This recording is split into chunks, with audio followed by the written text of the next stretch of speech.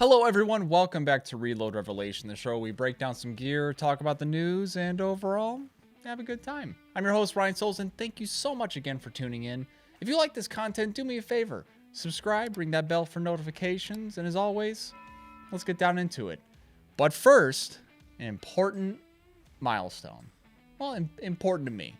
Okay, we broke 150 subscribers on YouTube, which is awesome. Thank you so much. You know, it's not a huge milestone, but it's a big one for me. And I'm going to treat you today. We're going to break things up a little bit. Let's talk about something a little bit more in your hands, okay? And that is, for magazines, do you go plastic or do you go metal? This is a very, very debated topic. I mean, some people prefer metal. Some people prefer plastic.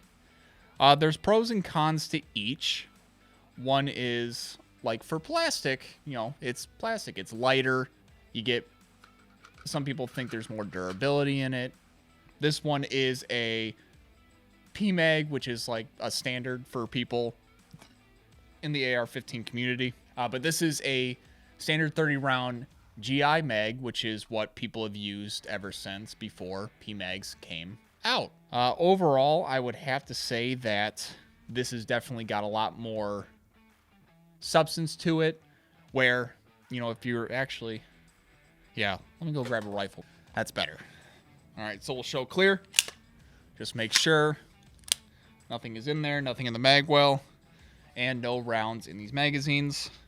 So for like mag insertion, I mean, feels pretty good. They drop out fine for the PMags. I mean, it's definitely got a more matted look. There's no kind of craziness to it. Locks up just fine. Let's try the metal. Let's go for a little comparison. So these are both empty, which is kind of a weird given, but when you are loaded up, same thing. Locks up, drops out, so there's nothing wrong. They both fit. Okay, there's one thing. As far as weight goes, they both feel about the same when they're weighted. It's honestly, it's all about personal choice now. This one is used because it's a surplus GI mag. It's got a little bit more give in the spring. This one is brand new, so not an exact apples to apples, but they both load fairly easy.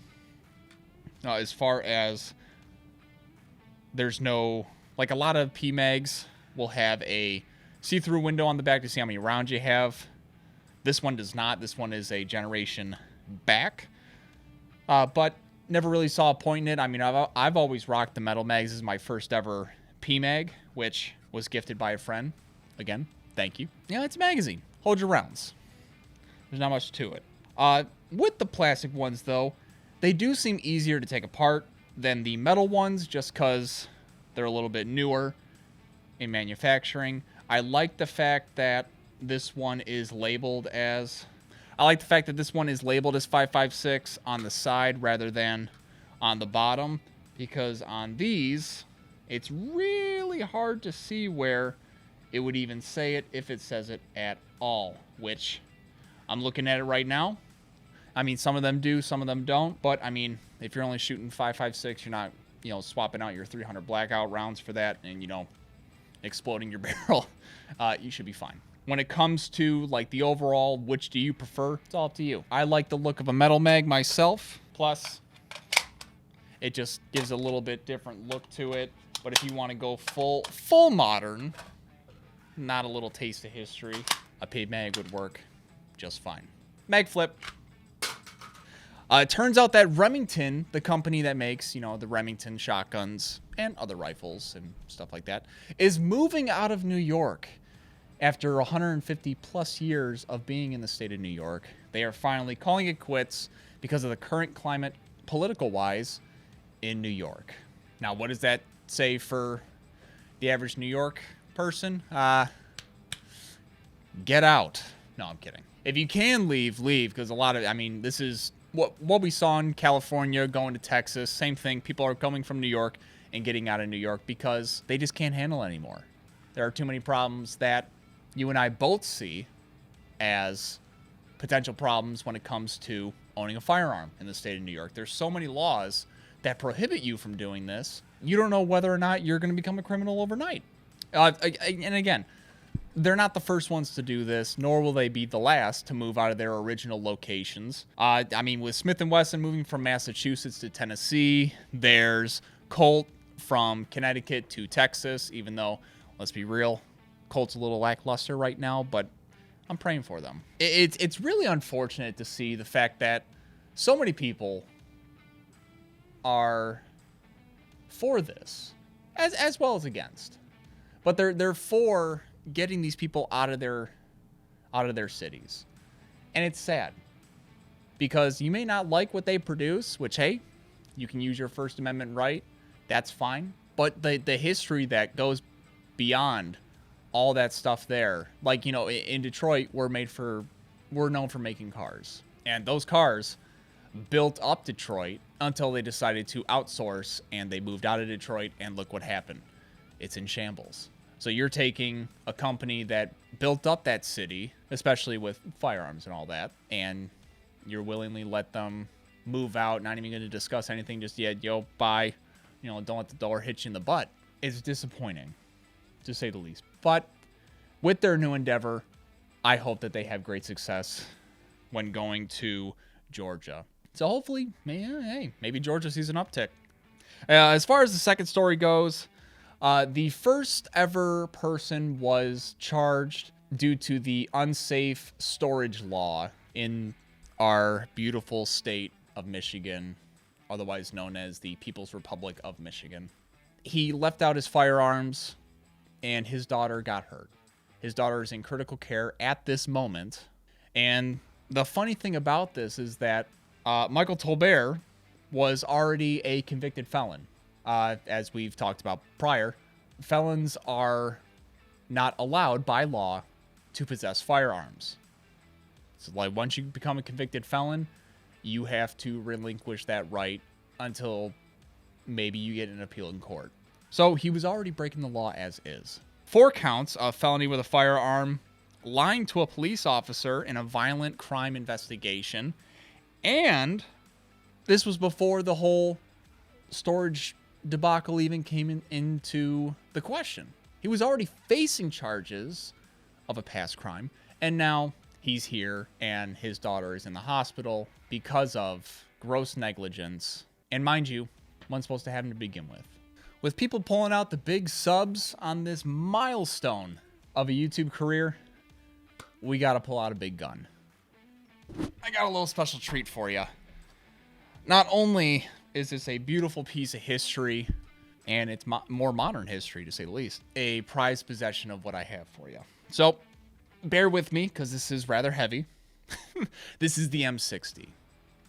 Now, a lot of people can recognize this heavy machine gun, this squad infantry weapon, from Call of Duty, a lot of the movies that take place during Vietnam. There's a few differences with this that make me able to own this. For one, it's fully deactivated. I know, sucks, but hey, I don't want to go to jail. But that doesn't mean that some stuff still can work. So we're going to kind of go in through this in depth, and I'll kind of explain what's going on. So first of all, the M60 is a belt-fed machine gun. Instead of a magazine, there is a belt of ammunition that is chain linked together, and it goes through a cylinder, fires a round, and as it's firing, knocks it over one, spits out the round with the links. And fun fact, these links are reusable. But it is about 20 pounds unloaded, 26 pounds when it's fully loaded. And this was the brush cleanser that everyone knew. Now, a lot of people are like, well, it jams. It's unfortunate. I don't like it. Blah, blah, blah. It was good for the time. It was about 600 rounds per minute, which is relatively quick for machine guns during that time. Pretty much when it comes to a squad infantry weapon, that's what it was. The whole squad was involved in either a big way or a small way. People had their ways of making it kind of work for them. Now, whether or not you're carrying an ammo belt, which all soldiers were supposed to be carrying 2 100 link chains around them. The A gunner, the assistant gunner, would carry about 4. And the machine gunner, the actual person firing it, would make it 2. I want to say 2, but hey, he's more worried about the actual pig than what he's trying to carry. But it's got a very heavy barrel. The thing about these is that these barrels were interchangeable because once you start firing, barrel gets hot. You got to swap it out to make sure you're not going to burn. So the A gunner will also have a barrel. He would swap it out for him, and boom, you're back, locked and loaded, ready to go. It came with a bipod, which just means 2 legs, and they were adjustable on the small end, where you just extend these out to compensate. And if you didn't want to use it, if you didn't like the bipod or just wasn't needed, you would pull down on the actual leg, and it would swing up, and it would lock to the rear, and now you don't have to use a bipod. Same thing to deploy. Pull it back, swing it out, it would lock in, and you're good to go. Now, people always asked, especially younger people, what's up with the can in this? Now, the can, honestly, was just to help feed issues. Because if this wasn't here, it's just laying on a flat surface, and those links can't fully seat themselves to where the round is sitting on the actual cylinder, and it wasn't good. That was mostly the big cause for jams and malfunctions. So what they did was they just took a C-Rack can. The first person that did this was like, oh, well, who knew? They took a C-Rack can because it was a rounded edge. It helped them feed better. And they just like, that's a good idea. Let's do it. The actual receiver end, one of the differences between demilled and milled, ready to fire, is that they had to dent it to make it stop firing. They took out all the internals on the back end side so that it's legal. It's unfortunate, but I can't really show you that much. However, they also took out the back post because there is a little back sight, help you line up with the front blade. That's how you get off your shots. Now, the cool thing is that thankfully with the demilling process, the charging handle still kind of works. You would just slam it back, the spring would slam your bolt home, and you would go. The M60 was also chambered in 7.62 by 51 NATO, or 308. I like 308, sounds cooler. And it also came with an integrated carry handle and sling for when you're slinging it. So that's pretty much it for when it comes to the M60. It was a beast of a weapon when they were using it in wartime. Favorable all the way up until pretty much when the SAW, the squad automatic weapon, came out. They were still using this. I would still use this. It'd be fun. I would totally shoot it. Just unfortunately, with our laws, can't. Now, there are semi-automatic ones available, but that's kind of like getting a dog with no hind legs. It would be kind of sad. But that is the M60, the big boy for big boy subscribers. With that being said, thank you so much for tuning in again. I truly appreciate it. If you like this content, do me a favor, subscribe, share with your friends, give a like on this video. If you have any suggestions for me, please let me know down in the comments, and always remember these 5 rules. Never point your firearm at anything you don't intend on shooting. Know what is behind your target at all times. Be aware of your surroundings. Keep your finger off the trigger until you're ready to shoot. And of course, have fun. I'm Ryan Souls for Reload Revelation. Thank you so much again for tuning in. And have a good weekend. Thank you again for having me hit this milestone. It's starting to get really real. And for now, I'm going to go catch some R&R.